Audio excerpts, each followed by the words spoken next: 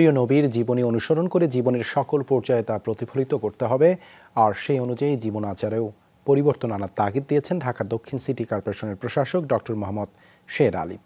শ্রীলঙ্কা আবারও রপ্তানিতে শীর্ষে।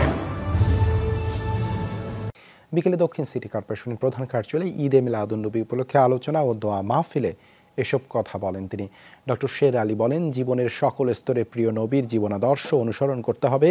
অনেকেই একই সঙ্গে ন্যায় কাজ করে, আবার অন্যায় করে। অনেকে নামাজ আদায় করলেও অন্যায় কাজে লিপ্ত থাকেন, কিন্তু ধর্মে এমন আচরণের সুযোগ নেই।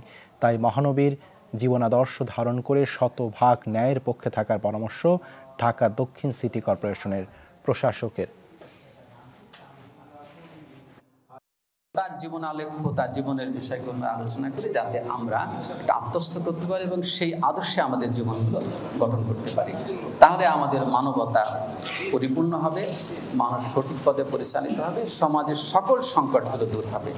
যতদিন পর্যন্ত আমরা এই জীবন আদর্শ পুরোপুরি গ্রহণ করতে না পারবো, ততদিন সমাজের সংকটগুলি দূর হবে না।